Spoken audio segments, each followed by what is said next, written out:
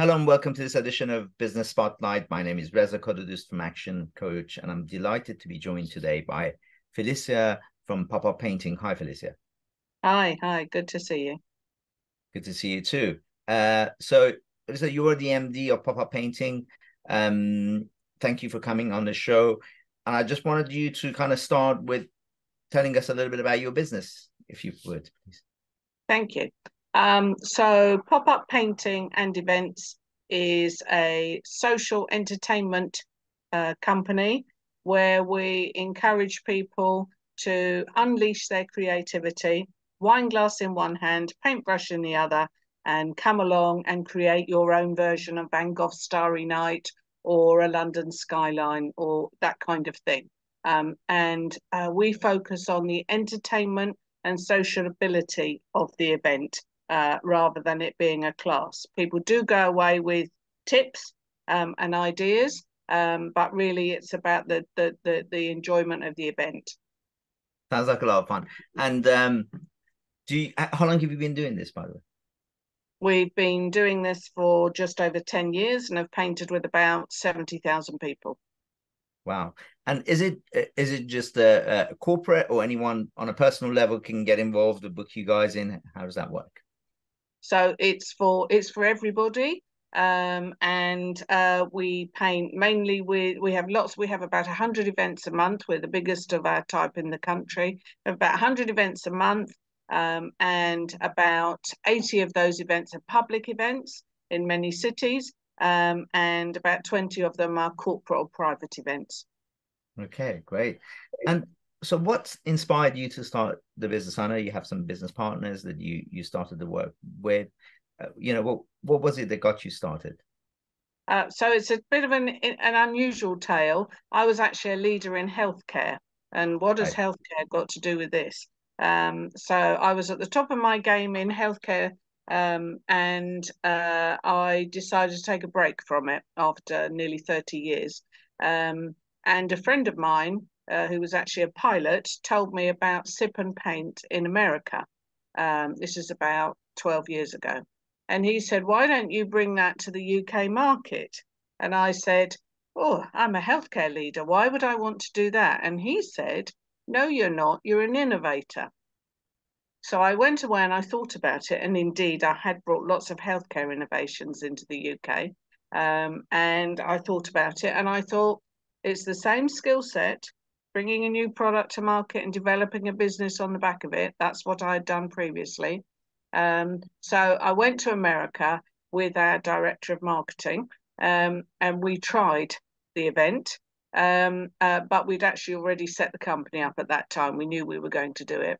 Right. And so that's why I did it, bringing something new to market for people to try, empowering and inspiring people to do something different. Wow. Yeah, sounds amazing. And of course, starting a business is never easy. And of course, you brought in a new idea, kind of Mhm. something that probably didn't exist before.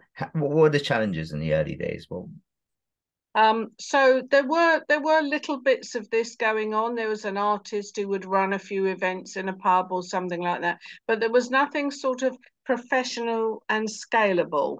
And that's what I wanted to do. Coming from a corporate background, I wanted to make sure if I was going to do this, was going to do it in a way that it was scalable, and that could be spread out across the country with a quality good everywhere and a consistent quality experience for customers.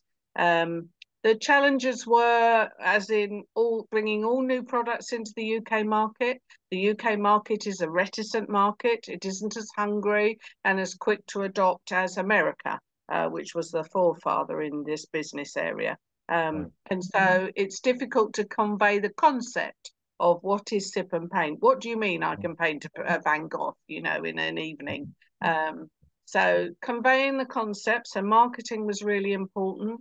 Being a trusted brand was really important, and was one of the challenges that we wanted to overcome very quickly, so people could have confidence and that they would have a good night and they would then refer it to one of the top consulting companies or one of the big magic circle legal companies. The companies that work with us are very reputable, well-known brands, and they needed to be sure they're going to get something solid. Yeah. And then, of course, the biggest challenge when you're running your own company is, investment. Yes, of course, of course.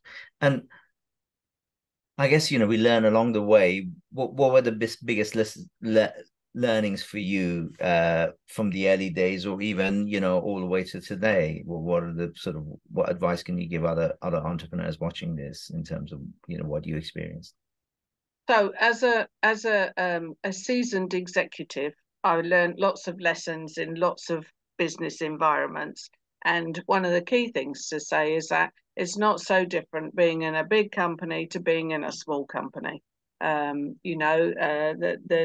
skills and attributes that you bring from the corporate sector to a tiny company are all relevant, and are all transferable.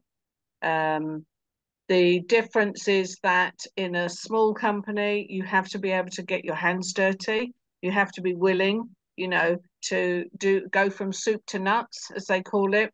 You have to get your hands dirty one minute, and you have to be in your helicopter the next minute, working out a strategy and a vision for the company. So you have to be, able to play all parts. Fail fast is one of the things that I've always recommended to people and gone by. If something's not going to work, let's know about it quickly and move on to the next thing.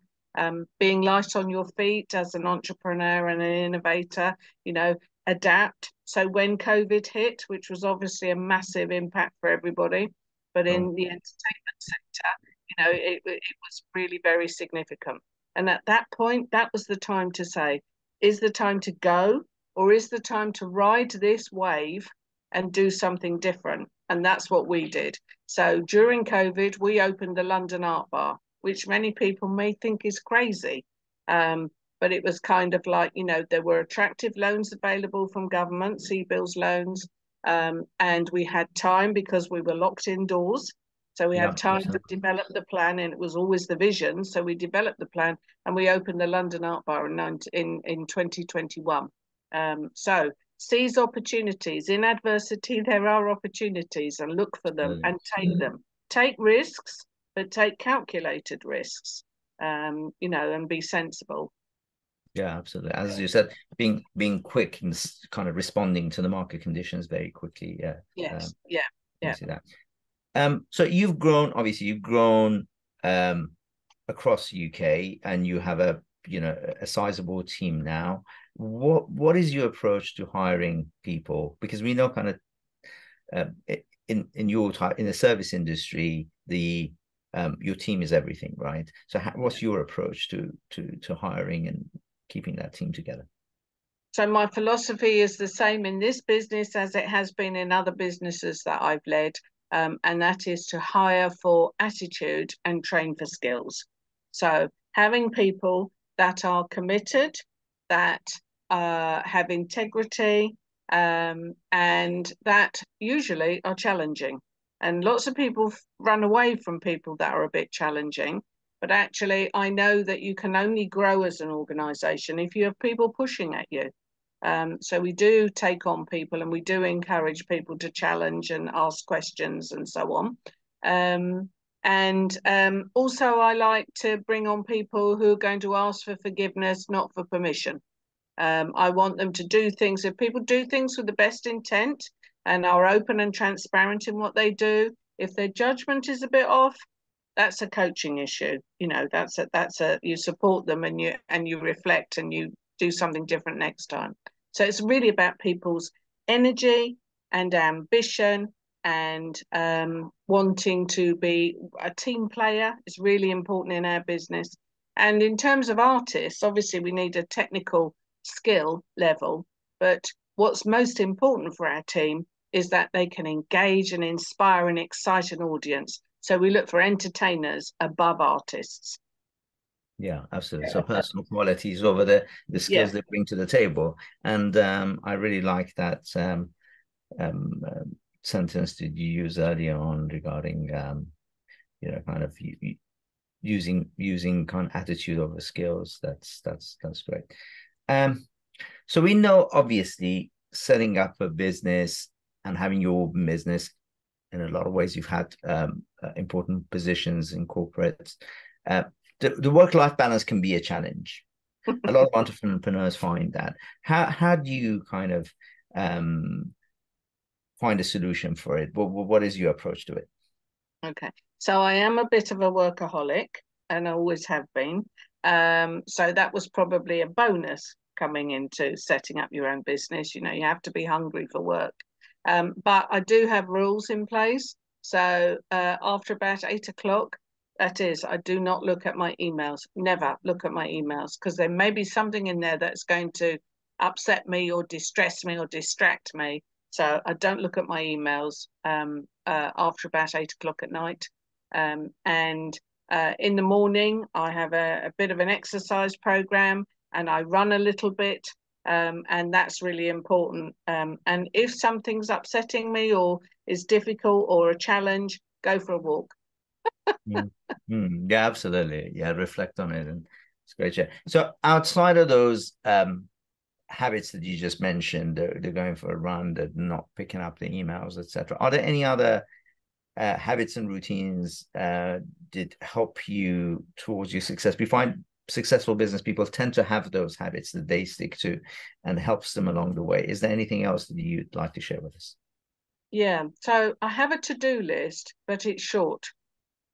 You know, it's got 6 or 7 items on it, and I clear it. So I'm one of these people that just do it. So don't bank stuff. Don't put the small stuff on the pile because it will get so small and those so big, I mean, and those things will become overwhelming. And also they'll lose their currency. Because if you don't act on it when it's needed to be acted on, you're never going to act on it. So, you know, don't bother putting it on a list. So I do things quickly. If I'm in a meeting, I take notes because I remember things by taking notes. People think the note taker is the junior. No, the note taker is the one that's going to be getting things done and knows what's going on. Right. So I take notes in meetings, and those notes have gone out before the meeting's finished. Uh, Absolutely. Yeah. so just do it is my tip. You know, Yeah. don't have a long list, get things done. And when you're asking, one of the other habits is when I'm asking people to do things, and I do ask them, not tell them. You know, working with doctors will tell you that you can't tell them what to do. Right. So Yeah. I've transferred that and I ask people to do things and tell them why. Because if they don't have a sense of context, they have no idea why they're doing it and how important it may or may not be. Yeah. Yeah. And that's very important. Yeah. Thanks for sharing that. So what are the plans for the business in the next 3, 5, 12 months, etc.? Well, where do you see yourself? What are the next steps? Okay, so we want to open about another 4 or 5 art bars across the country, and we want to get into every major city. We're in about 10 cities at the moment, and our plan is to be in every major city in the country. So to get millions enjoying our events instead of, 70,000 at the moment.